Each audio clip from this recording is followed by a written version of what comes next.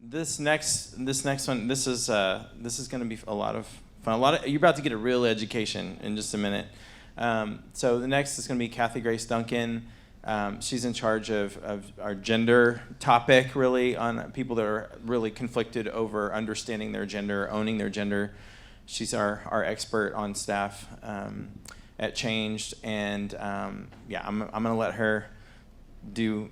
I don't want to say too much because it's all built into her story, so she can come on up. But let me ask this too: is Chuck in the room? So Chuck, we're running a little bit behind. We want to play a video also that is a great example of how, like in a workplace, how do you navigate this? And we were going to do a Q&A, so either we could run a little over or we could do those things tomorrow night. It's up to you. However you want to. I know we were going to meet with parents, grandparents at like 2:30, and we were going to end at 2 and then start again at 2:30. It's fine with us if we just run up to 2:30 and then meet with but it's up to you guys. If anybody needs to go right at 2, that's fine. But would you rather us carry some things over to tomorrow night, or is it work to go on up to 2:30? I think we're okay. To go to 2:30? Are y'all good with that? Okay. All right. Well, thank you for the grace. Okay. Here she goes. This is one of my favorite stories on the planet and people. He says that about everybody. That's fine. Hello. Are you still awake after lunch? Okay, good. So if you can go to the next slide. Here I am as a baby, born a girl. This is where you get to go, aw, thank you. So my struggle started before I went to kindergarten, so like the ages of 3 to 4. And I believed that I was born into the wrong body. I believed that I should have been born a boy. And I would ride my tricycle over to my girlfriend's house, and I was going to pick her up because we were going to get married. Now, how I knew those things or struggled with those things, I didn't have that comprehension at that time. Can you go to the next slide? So this is me at 5 years old, and this is where I already felt I should have been a boy. I already felt I was born into the wrong body. This little girl was already struggling. When I came across that picture and I really looked at it, I was like, oh, wow. Oh, wow. So as I continued to grow up, there was 3 lies that I took away because my dad was verbally and emotionally abusive to my mom. And I watched my mom crumble underneath that abuse. And I didn't have the tools to say, my dad's a creep. He's an abuser, and my mom's a victim. Instead, I took away 3 lies. Women are weak, women are vulnerable, and women are hated. And if those things are true about my mom, and I'm a girl, then they're going to be true about me. And I don't want to be that. So I looked at my dad, and I said, but I don't want to be like him either. So I made a vow at a very early age, I'm going to be the man my dad is not. So I kept on, right? Kept growing. At the age of 6, 7, my little brother was born, and he was adored. And I looked at that, and I thought, okay, so 2 more lies entered in. In order for me to be adored, I have to be a boy. And as a girl, I can be replaced. Fast forward, between the ages of 10 and 12, I was molested by a family member, which really cemented in women are weak, women are vulnerable, and women are hated. Because if those lies weren't true, then why is this happening to me? As I continued to grow up, the struggle only increased. It got more and more intense. I was having fantasy about having girlfriends as a guy. And finally, at the age of 19, I began to take hormones, change my name, and live as a man. Can you go to the next slide? This is my high school graduation picture, and as you can see, I'm already kind of starting to cut my hair real short. That was probably the most feminine thing that I owned, which was not that feminine. So at the age of 19, like I said, I jumped into the lifestyle. Can you go to the next? Okay, well, that one's a little early. I thought I had a different picture in there, but that's okay. So I moved in with the family. She had 2 girls. She was a single mom, had 2 girls. And these 2 girls, ages 12 and 14, kept bugging me to go to church with them. And they were believers, they were Christians, and they're like, you got to come to church with me, you got to come to church with me. And I'm like, I don't want to do that, you know? And I was raised Lutheran, so, you know, I thought, I'm good. But they kept bugging me. Finally, I said yes. So I go to church, and they're talking about Jesus. Now, being raised Lutheran, I don't remember if they talked about Jesus. They probably did. I just wasn't paying attention, even though I got confirmed and did all that stuff, right? And I'm thinking, well, who is this Jesus guy? Because he sounds pretty cool. And they did an altar call, and I'm like, okay, I want to know who Jesus is. So 2 weeks after living into the lifestyle, jumping into living as a man, I go down, take the altar call, and accept Jesus as my Lord and Savior. Crazy, right? But the next morning when I got up, I didn't feel any different. And I thought, well, maybe it didn't work. You know, maybe it didn't take. So I thought, I'll do it again. Next Sunday, do the altar call, go down, accept Jesus as my Lord and Savior. And I get up the next day, I still didn't feel different. I don't know what I expected, but I thought it would be different than what I was feeling.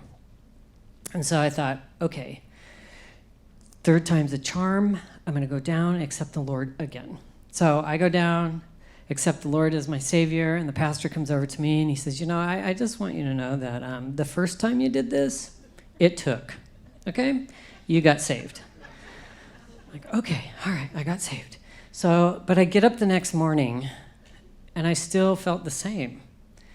There was nothing different.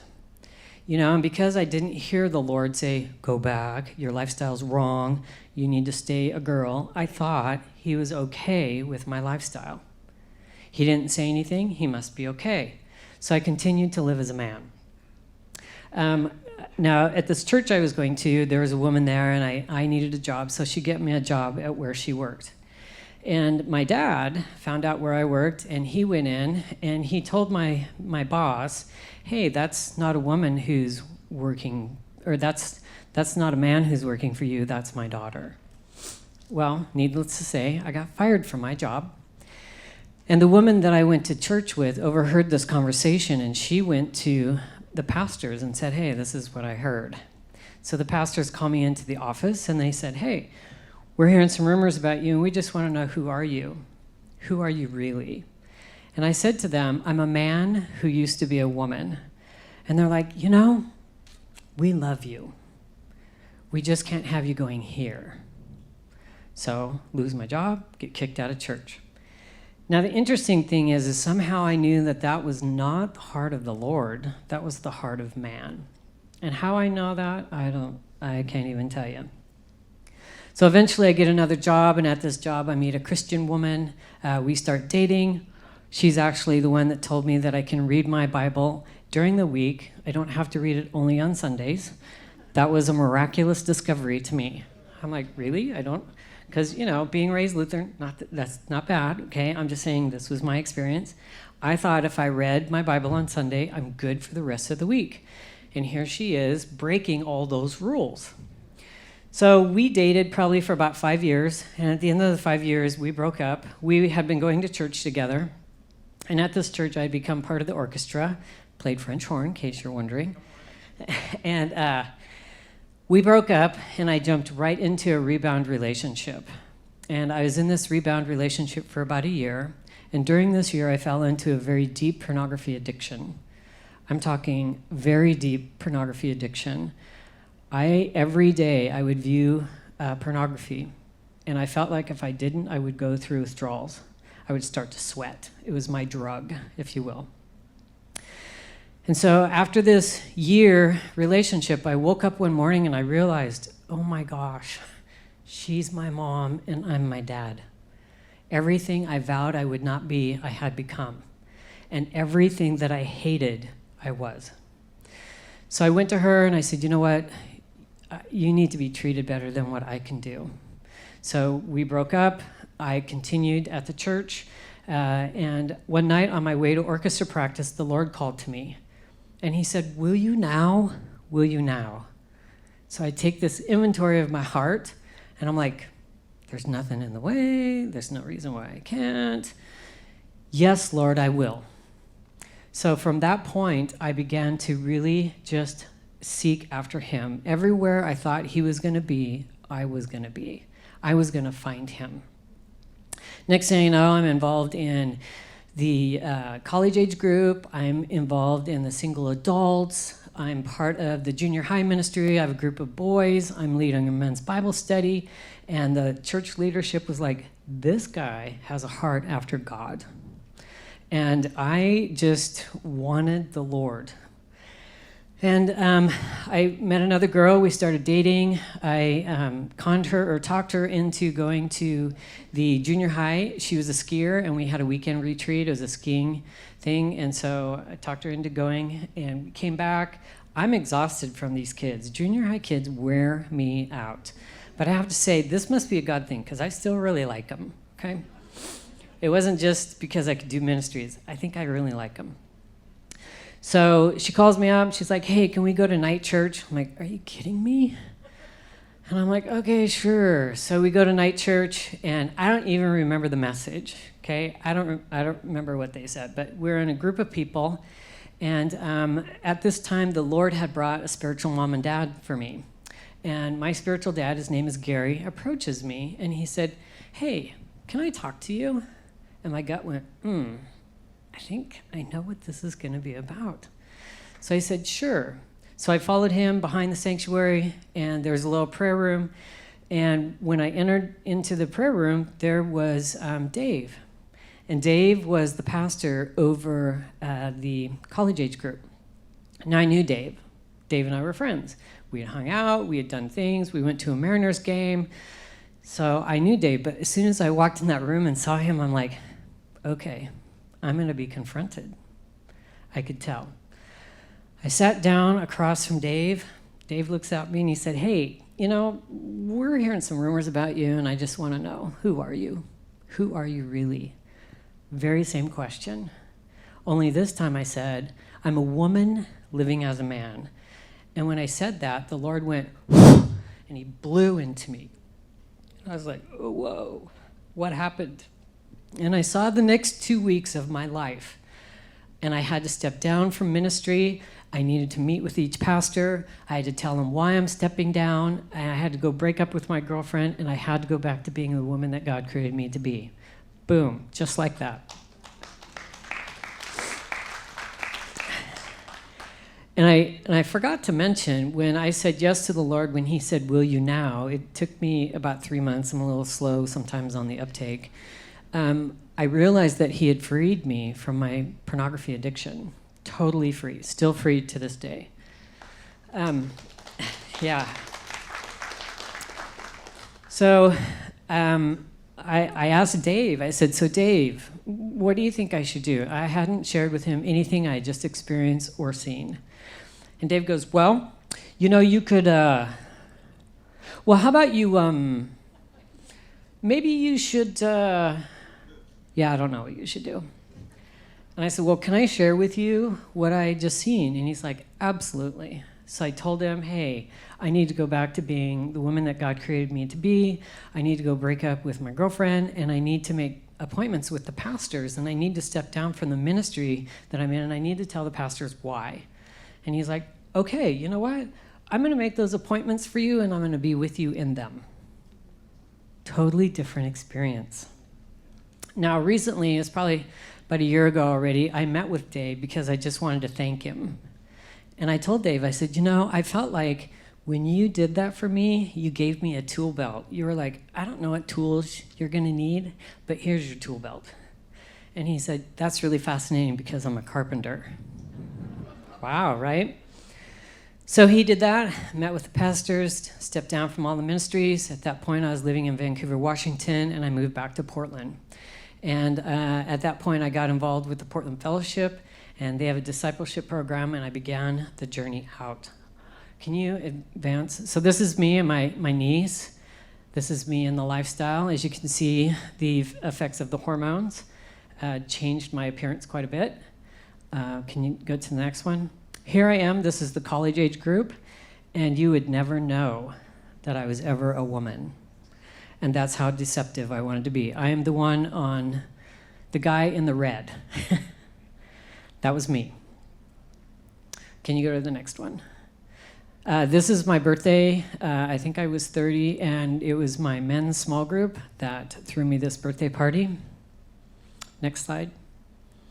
I worked for Platt Electric for a season, and this is a wiring class, and it just shows, again, the effects of the hormones and how deceptive I could be.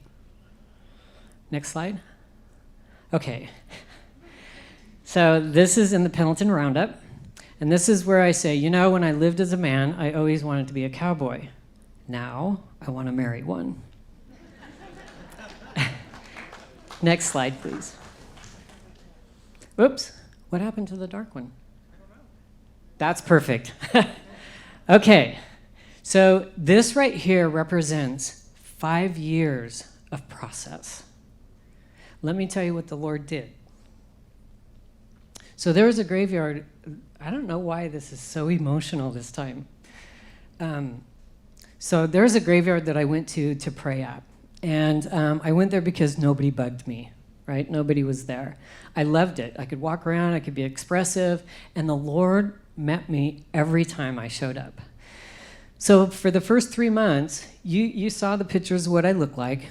I brought my list to him, and I said, Lord, if I'm going to go back to being a woman, you need to change my hair, my voice, my beard. I had this whole list of things that he needed to heal like yesterday, because I needed to start this journey out, and I didn't know how I was going to go forward looking like that, trying to be a woman. And I begged him, and I begged him, and I begged him, and I pleaded, and I brought my list to him for 2 months. I don't know why God is so slow sometimes answering stuff, you know? Seriously. He could have told me like the next day. But after 2 months, he finally said to me, you know, I don't care about those things. I'm like, what? But Lord, do you see how I look? How am I supposed to walk this out and be the woman that you're calling me to be when I look like this? Lord said, yeah, I don't care about that stuff. Okay, different question. So why don't you care about that stuff? And the Lord said, I don't care about that stuff because I'm after your heart. Oh. So a relational God is after a relationship with me.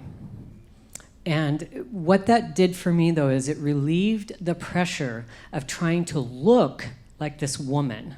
Instead, figuring out, how do I do this? How do I go back to being a woman? How do I embrace being a woman? How do I discard those beliefs about being a man? Another thing that he did, which was in this 5-year period, is there is a teaching on what can you call God? Can you call him Father? Can you call him Papa? Can you call him Dad? Can you call him...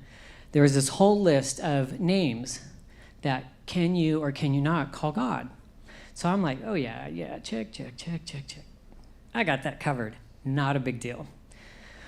Well, I go to prayer the next day, and I get out of the car, and I'm like, Lord. And the Lord says, yeah, when you pray, I want you to call me Daddy. What? No, I'm not doing that. And he said, yeah, when you pray, I want you to call me Daddy. That was the one name I could not call him. And the reason I couldn't is because to say Daddy was like swearing at him. It was a very bad taste in my mouth. And I said, Lord, I'm not doing that ever. And I left. In my immaturity, thinking, I gave him 24 hours to change his mind.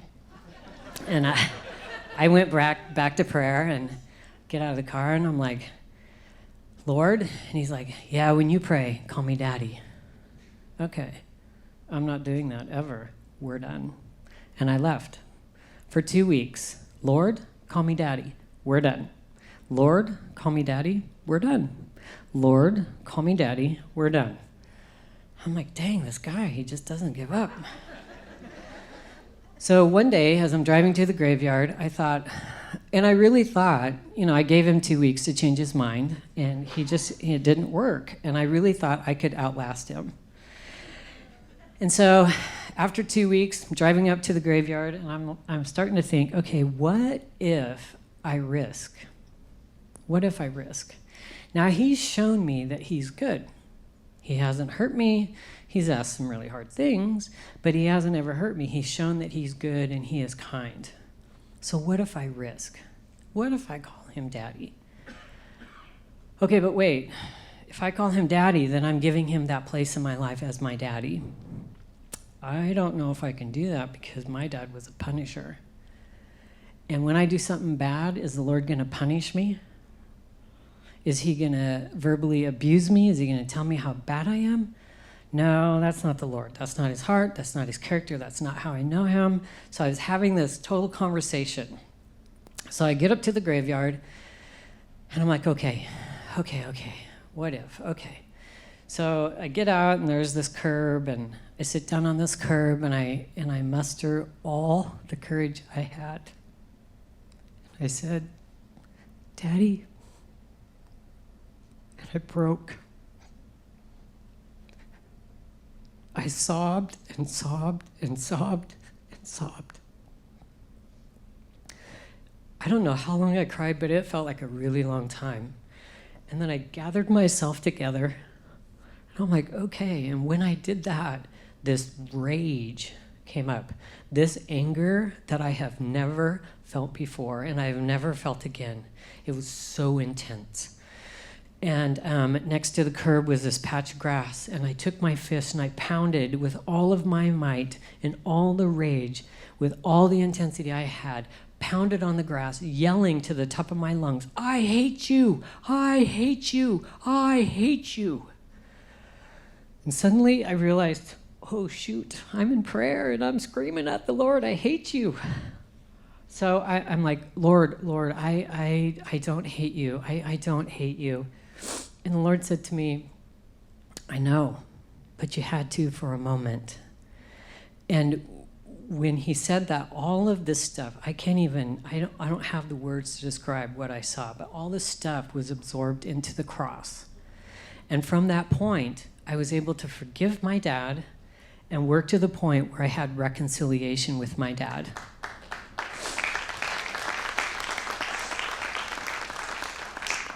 Now, that brought so much freedom and so much healing because I was able to begin to cast off those lies that I constantly heard my dad say to my mom that I had taken on as a little girl that spoke into my identity. I began to cast those things off. And then in meeting with my dad, I was able to stand in front of him as his daughter and say, you can't say those things to me. I was able to confront him. Eventually he passed, and so I was grateful that I was able to work through that and have that reconciliation with him before he passed. So, and one other thing that the Lord did, there's many, but this was kind of a big deal too. For a long time, I kept having this vision about these walls that were taken down to like this plaster and these boards, and I kept seeing this over and over and over. And in this vision, I was in this house. I was sitting in this room, and I would look at these walls. And I'm like, and I felt something, and I couldn't figure out what I felt. I'm like, this is so strange. I don't know what this is. And then I was talking with a friend who worked construction. And I said, hey, I keep having this picture of these boards and like this plaster in between them. And he goes, oh, lath and plaster. And I said, yeah, what is that? When that happens, and I said, I'm in this room and I keep seeing these walls and they're taking down to the bare like that. What is that? And he goes, oh, well, that means the house is being gutted. I'm like, oh, that's what it is. I feel gutted. And I said, why would you gut a house like that? Take it down to the walls like that?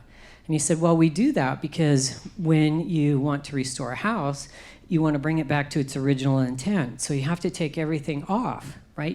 You gut it to bring it back to the restoration, to its original intent. And I was like, oh my gosh. I realized that's what the Lord was doing to me. He was gutting me because I had built this house. I had taken those hormones. I had picked up a way to talk. I had picked up a way to live. I had even picked up, because I thought it was really cool, a way to walk as a guy. So in this gutting process, After I realized that, I saw in this room again, I was back in the room, and I saw the Lord over in the corner, and he was at this architect board. And of course, I snuck up on him, right? And I looked over his shoulder, and he looked at me. I was like, shoot. He knew I was there. And as I looked over his shoulder, I saw these plans laid out, and they were the plans for my life. I was like, okay. And it was interesting because in that stripping process, in that gutting process, he gutted me down to the point where there was times where I wasn't sure if I knew how to walk across the floor. You know, I'd get up from my chair and I'm like, I'm not sure I know how to walk, because all those things had been stripped off of me because of the restoration process that he was doing. So that was just some of the things that he did. There is so much more. But some of the things that I learned, and some of these things have been covered already, so there's some overlap. I discovered that this was not a sexual issue. This is a relational issue. Now, it's been said, intimacy issue. For me, it was a relational issue. And I realized that in this, I didn't live as a man so I could date women. I lived as a man to be safe, because being a woman wasn't safe. I also lived as a man to be seen, because I was never seen. So there were some legitimate needs that went unmet. Nurturing, being seen, being supported, being affirmed as a girl. I also realized that, my physical needs were met, but my emotional ones went unnoticed. Some of the trauma that I went through, that, there was sexual, verbal, and physical abuse. There was rejection and abandonment. Some of it was perceived and some of it was real. And I've realized that emotionally, I was abandoned by my parents because I cut off all my emotions because they were too risky to feel. I didn't know how to process them. So rather than process them, just cut them off. Having no feeling was better. The other thing that I also learned was about trauma. Now, trauma seems to be the big buzzword now. Everybody's got trauma. And I don't disagree with that. But I think sometimes trauma is given a biggerness than what it should be. And so what I realized is that trauma isn't always the presence of something bad. Trauma can be the absence of something good. Nurturing. Those were my legitimate needs that went unmet. The absence of something good. And working through that, it was amazing the healing that the Lord did, how he showed me, I love you, you're my child. I have always loved you. And working through that trauma, and it was interesting because it was through relationship that brought healing. And I know that's been said over and over and over. And the women who mentored me didn't struggle. They were moms, they were wives, they were sisters, they were daughters. But they sat with me. In fact, one of them I lived with, her and her family. And the Lord used that to kind of give me a second childhood, because I got to see a healthy interaction between a wife and a husband. And I got to see a healthy interaction between mom, dad, and the kids. I got to see healthy relating just between the kids because of the environment that they had. I would also say, too, that, because I've also been asked the question, was this a choice? And I would say, yes, I made that choice. And it was an unconscious choice. The choice I made was driven by pain, because that was the ultimate to escape from the pain, was to live as a man, to be safe, to be seen. And also, I had such a deep self-hatred as a girl that being a man was the only resolution to that hatred. Now, I just want to give you some other encouragement. If you're going to walk with someone who is coming out of the transgender lifestyle, is that they didn't get there overnight. They're not going to come out overnight. So please remove your judgments of what you think this process should look like, how quickly it should be done, or how quickly it shouldn't be done. You need to trust the Lord in them, that he's doing the work that needs to be done to bring them to the place where they can accept being a woman. Because I think about the process that the Lord took me through. There was 5 years, the black slide that you saw, that you're seeing. It was 5 years of process before I could go, my name now is Kathy Grace. And 4 years prior to that, living as a man, that the Lord wooed me to get me to a place that when I confessed, I would say yes to him to going back to being a girl. That's 9 years. 9 years. The other thing we have to realize is, and I think this is true for any of the LGBTQ, please do not make them a project. Do not. I know the people who made me a project, and all it did was heap shame on me because I thought, I'm not doing this good enough, I'm not doing this fast enough, I'm not doing this well enough. I couldn't live up to their expectations. But on the flip side of that, which is good, I held everything out to the Lord. Lord, this is what they're saying. What do you say? I held everything out to the Lord. I don't know, Lord. They're saying I should be doing this. What do you say? And he would say, yeah, don't worry about that. You and I will catch up on that later. Also, when you make them a project, and what that looks like is you're going to be the one that leads them into truth.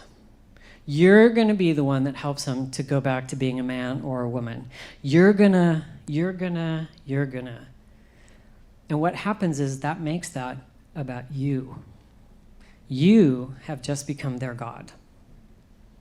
Instead, there's the intentionality. Caleb did a really great job of that process. That can overlay walking out with transgender people as well. I needed to know that I was loved. I needed to know that those people that said they were going to be with me were going to be with me, and they weren't going to be forcing things on me that they thought I should be doing. There was no judgments on how long the process took. They were just with me in it. And on that note, I also want to talk about pronouns. Last night we touched on it. For those of you who are here, we touched on it as far as parents. This is my take on pronouns, and it's a broad stroke, and each situation is different, okay? So for me, there's levels of relationship. That first level is somebody you just meet.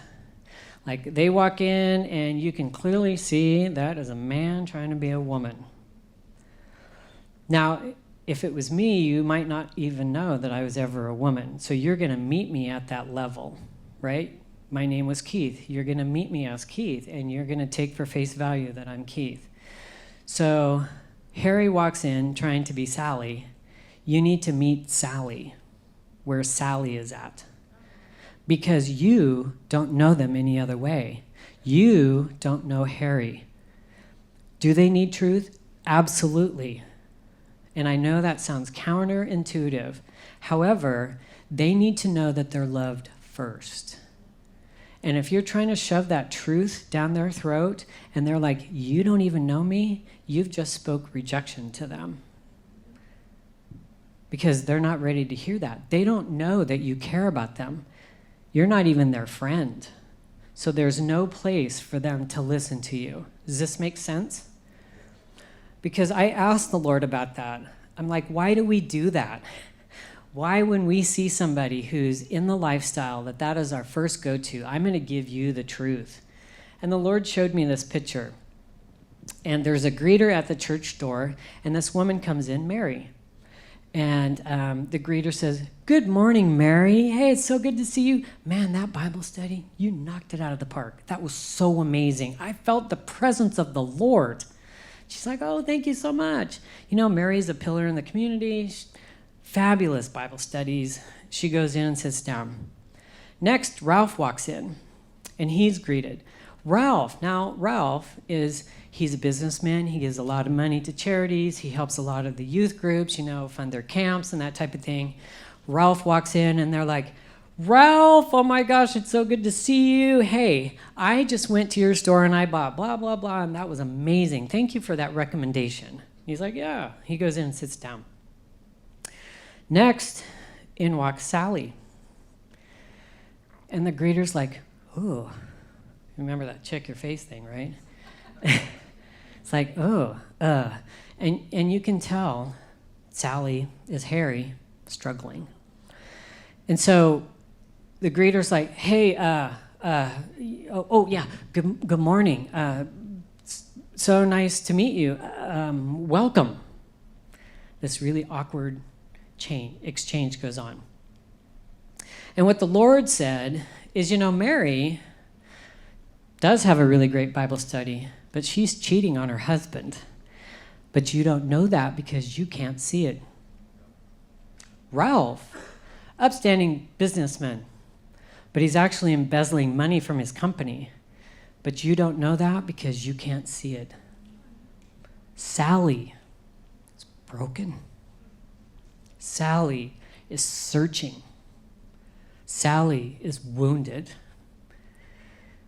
But you don't know that because all you can see is her sin that she's wearing, her deception that she's wearing.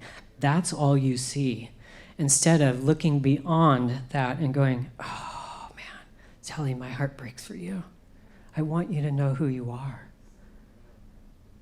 So who will be the one after church that sits next to Sally and says, hey, I'm really glad you're here. So nice to see you. What brings you to church? Being uninhibited, unintimidated by how Sally looks. Who's going to risk their reputation to do that? Because that's what's going to take to keep Sally in church until Sally can go, I'm actually a man living as a woman, and I need help.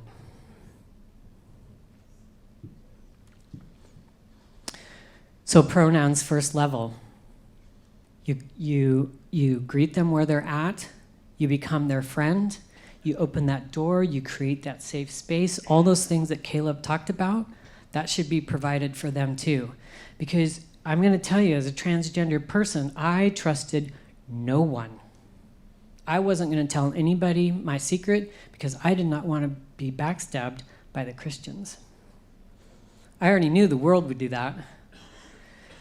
So first level, you meet them where they're at. You show them respect. You love them where they are, like the woman at the well, right? Jesus met the woman at the well.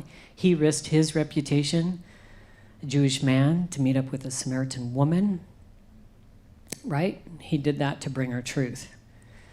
And as we continue in those relationships with those people at that first level, eventually they're going to see, you know what?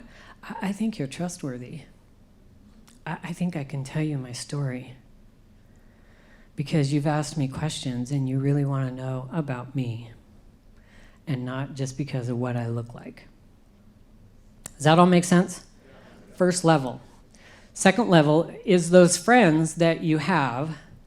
They're not acquaintances, but they're not good friends. You hang out here and there. You go to a movie, whatever you do. Maybe you shoot pool. I don't know. But they come to you and they said, hey, I've been struggling and I just wanted to tell you that, because I wanted you to hear it from me, that I'm thinking about becoming a man. I'm going to start transitioning. And these are my pronouns, he, her, his, whatever they are now, I can't even remember. And I really want you to call me Ted. And this is where you get to have a conversation with them and say, you're my friend, and I would like to walk with you through this. I want to understand where you're at. I want to understand how you got there. But because I'm a believer, I'm going to struggle and am struggling with the pronoun thing. I am struggling with the name. Now, some people have said, you know what, can I call you a nickname? Can I call you a nickname? And there's people that I'm mentoring that are in transition. They're coming out, and they're not ready to hear their gender name. So female, I'm meeting with someone who's a male to female coming out of that. And there's also a couple of women coming out of living as a man. Some of them have made the leap to going to their female name, some have not. So I've said to them, okay, can I do a nickname? So like one, the male to female, he goes by Vanessa. And so I said, can I call you V? And Vanessa has told me, you're the only safe person I have found. And I'm like, really? What about your church? Oh no, they've asked me not to come back. Wow, really? Why? She goes, because I told them my struggle.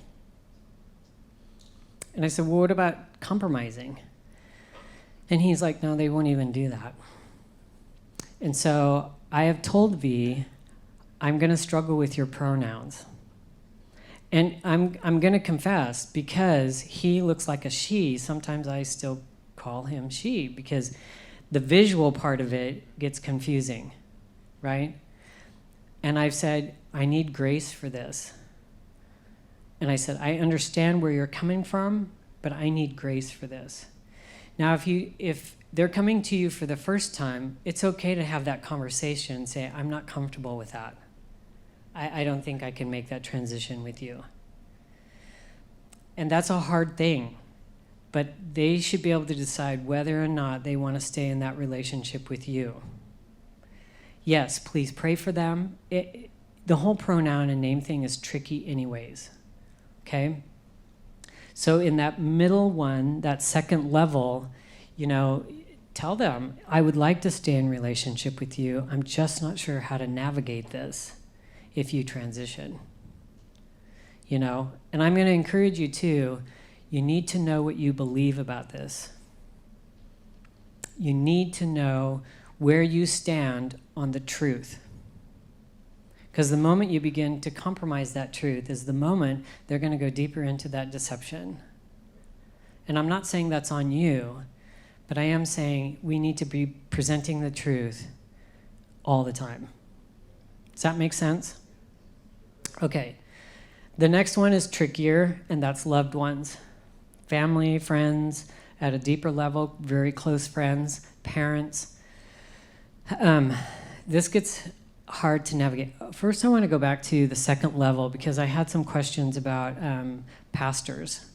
And actually, it goes back to a first level. So you have a junior high kid that comes in, and their parents say, this is Johnny, and Johnny is transitioning. So Johnny used to be a girl and now has transitioned into being a boy. We need to respect the parents, what they're asking for, and we need to win Johnny over. Johnny needs to know that this is a safe place. Johnny's not going to be judged. Johnny's going to be taken at face value because that's how you met him. And I get it because the Lord dealt with me for 4 years, allowing me to do ministry as a man before he confronted me as he won me over, as he cultivated that relationship with me. We need to be doing the same for these kids. Yes, the kids need truth, and they need to know you're safe first. They need to know that they're loved first. Does that make sense? Okay, back to friends and families and parents. As a parent, when your kid comes to you, Mom, Dad, I'm trans. There's probably going to be that deer in the headlight. I don't know how you're going to check your face on that one because that one's going to come probably out of the dark, And it's saying to them, okay, and it's okay to tell that kid because honestly, that child has been processing this for a long time. They already know I'm going to do this, and maybe they've just been terrified to tell you. And so in that, it's okay to say, you know what? I need a little bit of space. I need time to process because what you just told me was a lot. Okay? I want to revisit this conversation with you. Because in that first initial shock, this way it keeps you from rejecting them up front. It keeps you from giving the wrong impression or, coming at them, blasting them up front. So revisit that conversation and say, okay, so the other night you told me that you wanted to transition. what exactly do you mean by that? And they may say, you know, I want to be called him, he, and his. Those would be my pronouns, and I'm going to go by the preferred name of Mike. And, you know, they may come across as demands. Now, as parents, you still have authority over that child if they're under 18, and you can say, I can't meet those demands. I can't meet your preferred pronouns or your preferred name. And while you're under my roof, you're still my son. You're still my daughter. And that gets hard because the child could come back with, well, do you want a dead son or a live daughter? Well, here's the deal. So if you decide to compromise on those pronouns or that name, you're actually affirming the deception. You're saying yes to that deception and that it's good. And if there's trauma or pain behind that reason, you're looking at spiritually that pain that created that lie, you're calling that place of pain good. And I'm going to affirm that, and I'm going to overlook that, and I'm going to compromise my faith and say yes to your demand. That's not love. That's not a loving response. The loving response would be to say, son, daughter, I can't do that. I think, first of all, help me to understand how you got here. Why do you think being a woman is better? Why do you think being a man is better? Whatever they're choosing to do. So why is being a man bad? Why would you want to change? What are your friends saying? It's also taking their laptop or their phone and seeing where they are on the internet. Are they on Tumblr, Reddit, TikTok, Facebook?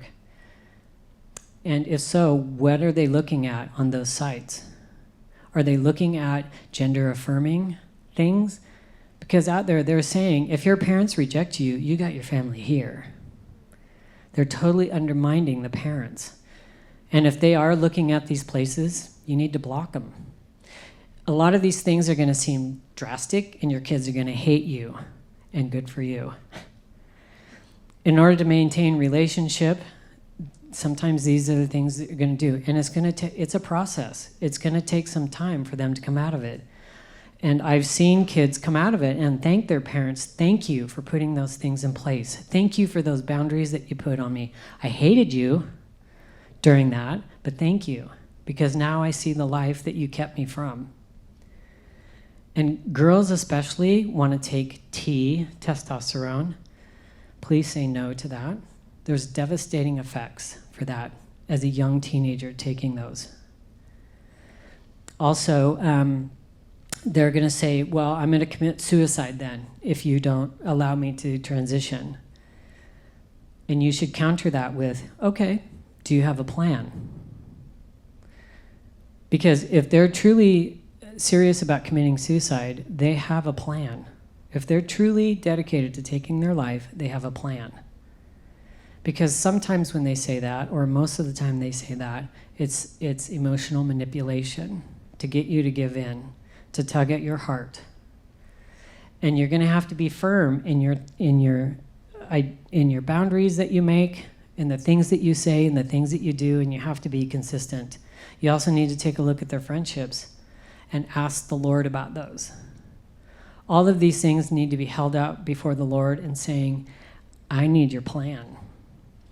Because every situation is different. I've seen the Lord work in several different ways in very similar situations because he knows the kid the best and he loves them the most. And he has said, take their phone away.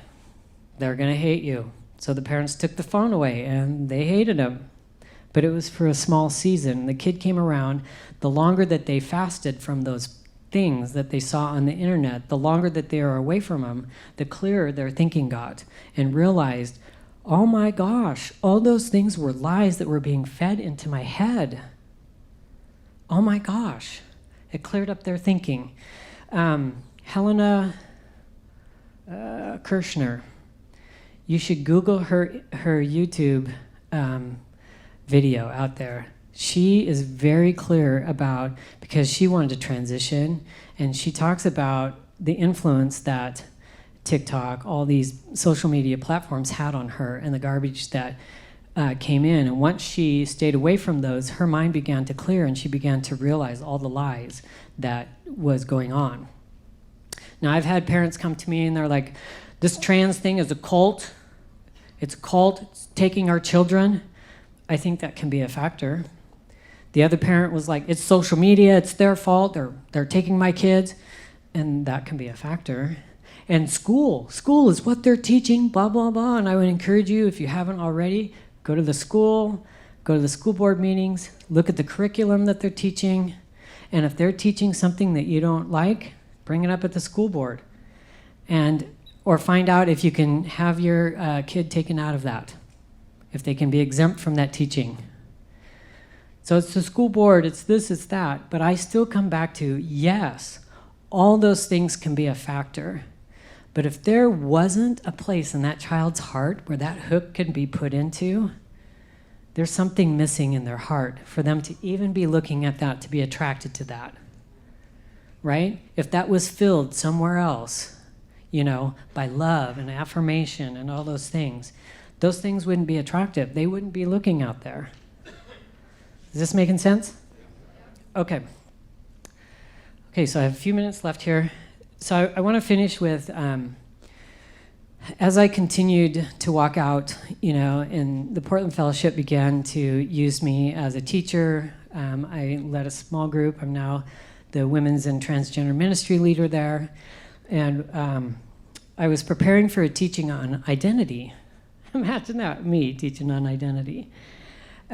So as I was preparing, one thought led to another thought, and I felt like I was stumbling on to these thoughts that brought me to a revelation. And I suddenly realized, I'm incredibly free. I am so free. It was blowing my mind.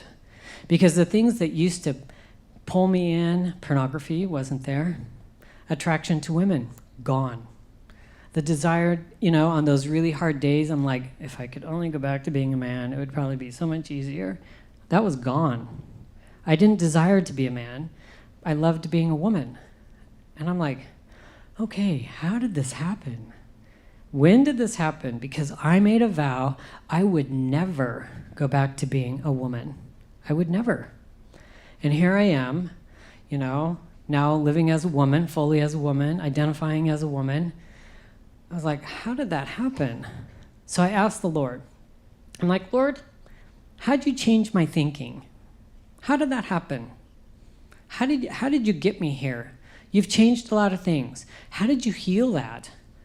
And I saw the Lord do this, pondering my question.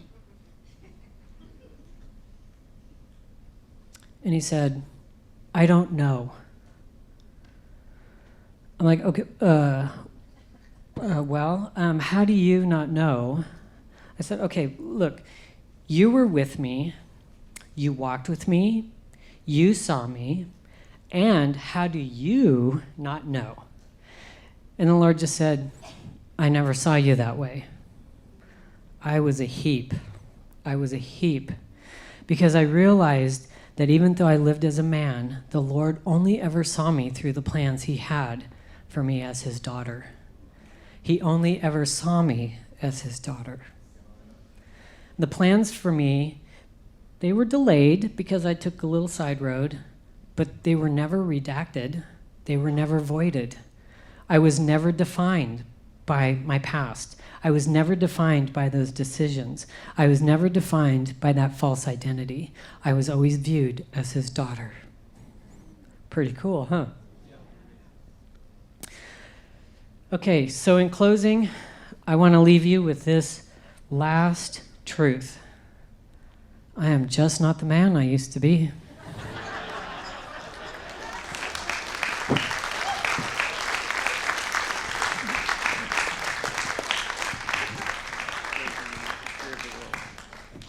That is the best closing in the history of the world, I think. Oh, isn't that amazing? How much do you love Kathy Grace? Yeah. Yeah. Okay, so for our last part of this session, I think what we'll do is roll that video, Sam. This is Breckyn. She's one of our team. She interned for me a couple years ago, and has this amazing testimony that kind of is a short way of telling you a whole bunch of things, because you just get to hear the story of how she just treated her coworker who was gay identified just like she would anybody else, but how that brought, even without using religious language or preaching or anything like that, won this guy's heart. And so anyway, I think you can learn a lot just from this story. And then what we'll do is, if there after this, then if there are parents or grandparents or anybody that's like, oh, I really just kind of need some support or some prayer, that kind of thing, then we'll be available. Our team will just see kind of however many people come and are wanting help, and if this is okay, Chuck, and then just decide from there what's the best format to be able to try to minister to people. And then tomorrow morning, I'm sharing a message. I'm going to talk about just the discipleship model that the Lord used with me, which applies to, I think, to any person that's wanting to walk with the Lord, but definitely also specifically applies to those that are looking for healing of sexual brokenness. And then tomorrow evening, then the four of us will be sharing our testimonies, and then I'm also going to kind of interview and take some questions from the audience. Since we won't have time to take questions now, we can take some questions tomorrow night, and I'm also going to kind of, I know their stories so well, I'm going to pull out and highlight some, have them expound on different things that I think we haven't already shared with you that would be fun to hear. So does that sound like a good plan? Is that good, Chuck? Okay, are we ready with that video? Okay, so you have another treat. This next person is a close friend, just is one of those people that are a rare treasure in our world because they are passionate about the issue of LGBTQ and this people group. How do I love these people extravagantly, but doesn't have this life experience? She hasn't had this struggle in her life. So those people are always so beautiful to us, shows real love for us. So come on up, Breckyn.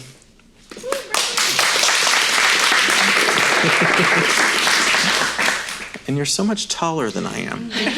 Or heels.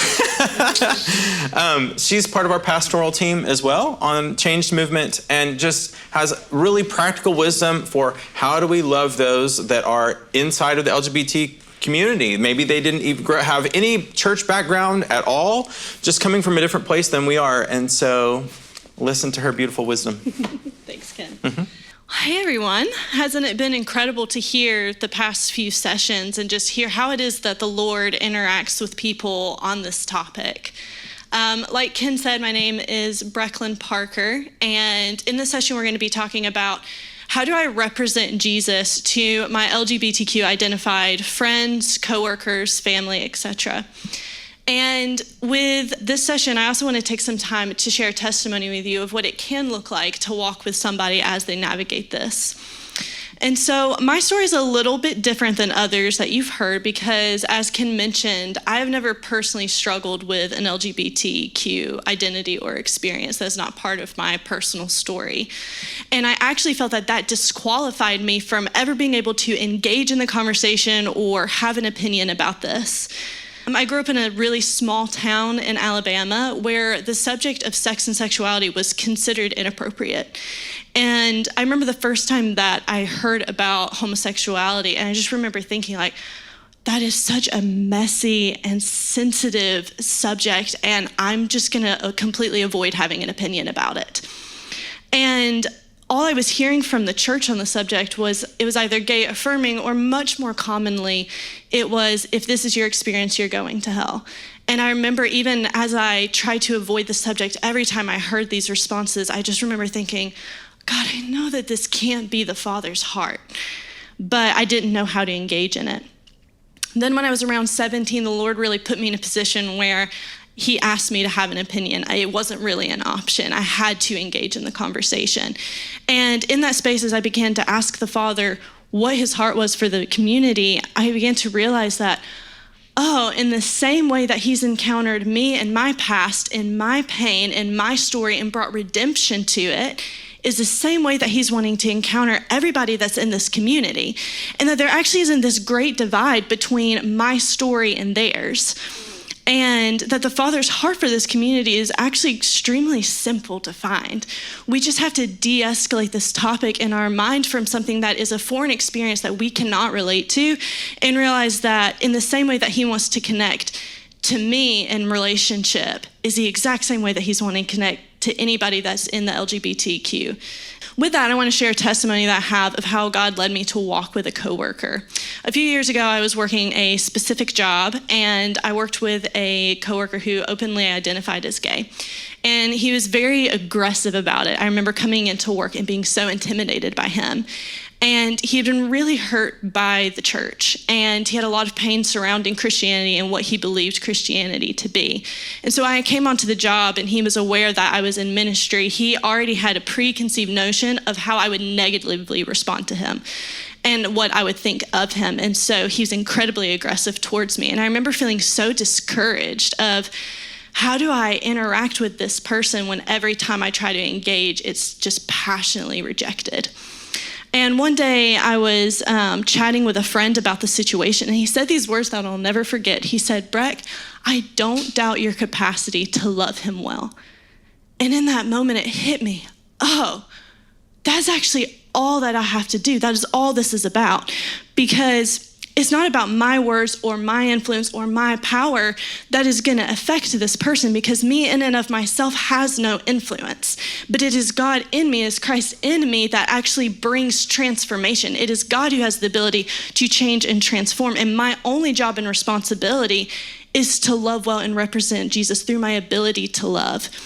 And because if Jesus died on the cross for relationship with me, what better way to represent him than building a relationship with others? We see in the Bible time and time again that is Jesus' love that inspires and enables change.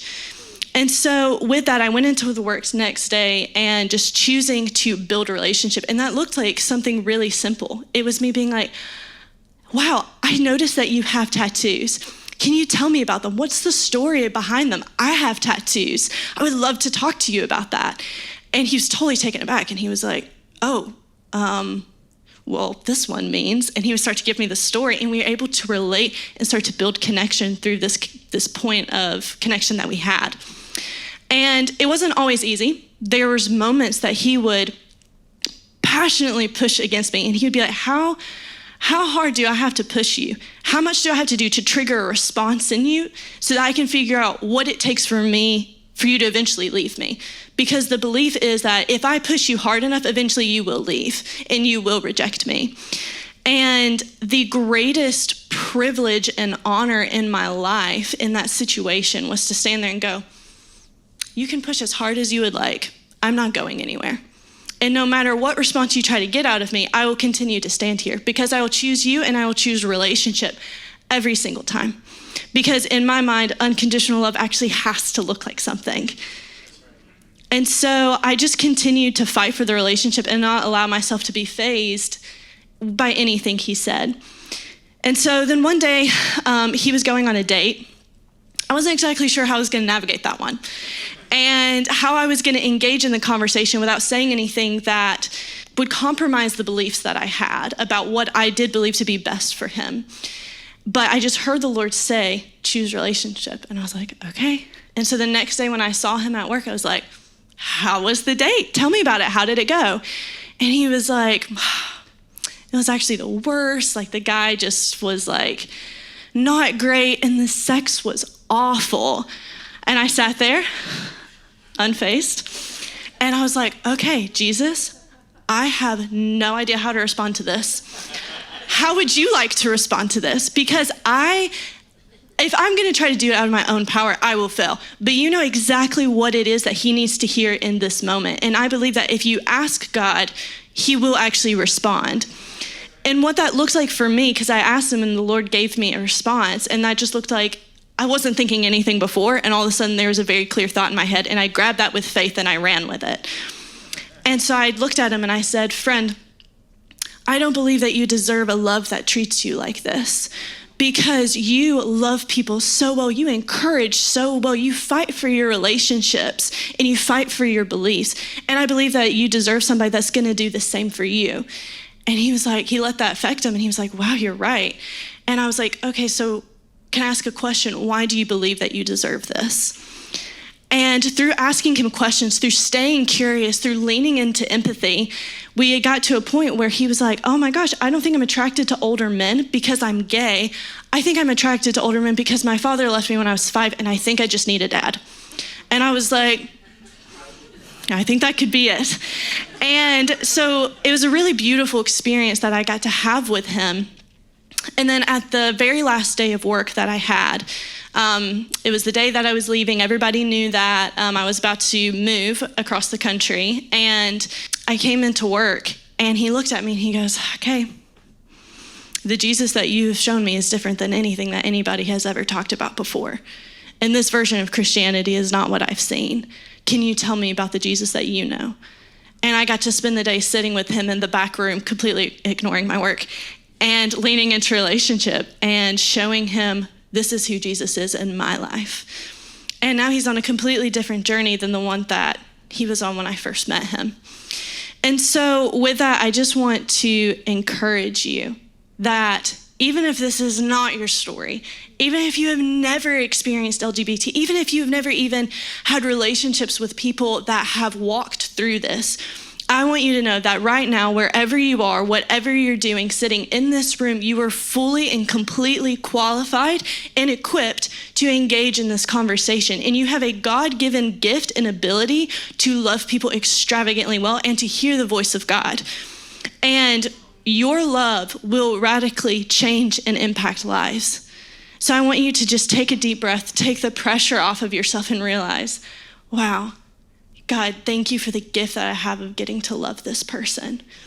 And you will watch their lives be changed because of that.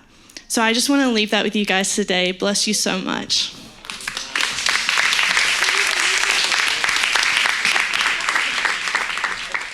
Isn't that amazing?